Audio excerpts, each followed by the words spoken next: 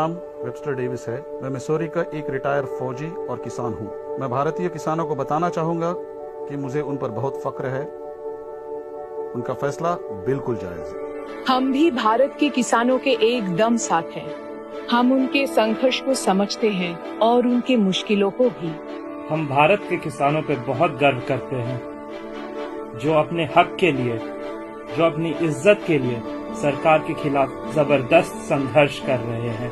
मुझे फख्र होता है भारत के किसानों पर। अमेरिका में तो विरोध करने के लिए किसान ही नहीं बचे हैं। मैं भारतीय किसानों की दाद देता हूं कि आपने अपनी आवाज बुलंद की है।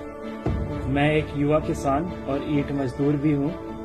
हिंदुस्तान के लोगों को मेरा कहना है कि कायम रहो, आप जीतोगे, एकजुट रहो। मेरा भारत के लोगों को यही संदेश है कि अपना संघर्ष जारी रखो और अपनी खेत खलियान अपने हाथ में रखो।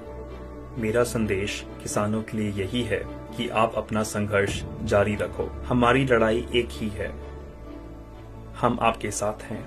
यही एक मौका है। एक बार कंपनियां घुस गए तो वो और मजबूत हो जाएंगे, उनसे छुटकारा पाना मुश्किल होगा। अमेरिका में ऐसा ही हुआ है। कॉरपोरेशंस आपका भला करेंगी, ऐसी बकवास पे यकीन मत करना।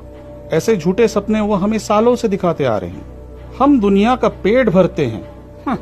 अजीब बात है, मिसौरी में हर 5 में से 1 बच्चा भूखा सोता है। वो उसे क्यों नहीं खिलाते?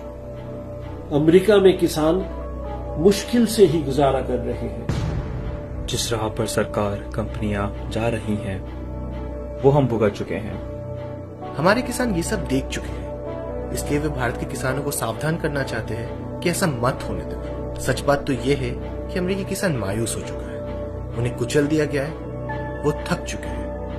भारत की तरह यहाँ भी वो खुदकुशी कर रहे हैं। जो बच्चे खुशे किसान हैं वो कंपनियों से डर कर रहते हैं। वो खेती की सामग्री उन्हीं से लेते हैं और अपनी फसल भी उन्हीं को बेचते हैं। अगर कुछ कहते हैं तो उनसे बदला लिया जाता है।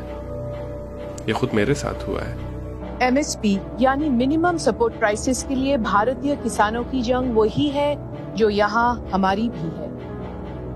मैं किसानों का दिल से शुक्रिया अदा करता हूँ। हम चाहते हैं कि वो यहाँ आए और हमें इसका महत्व समझाएं। इस बात से मैं बहुत प्रभावित हूँ कि वहाँ औरतें भी इतनी भारी गिनती में शामिल हैं। अपना घर बार, अपने बच्चे छोड़कर मोर्चे में आना आसान नहीं, खासकर जब आप पर इतनी जिम्मेदारियां हों। मैं मिजूरी का प्रतिनिधि लेफ्टिनेंट गवर्नर रह चुका हूँ। जो नेता कहते हैं कि इन कानूनों को हम थोड़ी देर के लिए रोक देंगे, उनका भरोसा मत करना, बिल्कुल ही मत करना। हाँ, वो रोक तो लेंगे, पर जब आप सो जाएंगे, आंखें बंद कर लेंगे, वो फिर से लागू कर देंगे। बस फंस गए, फंस मत जाना। संघर्ष जारी रखिए, पीछे मत हटो। लड़ते रहो, जंग जारी रखो, कायम रहो। अपना संघर्ष दुनिया में फैला दो, लोगों को उम्मीद से भर दो। आपको आपका संघर्ष मुबारक। लड़ते रहो और पीछे मत हटो।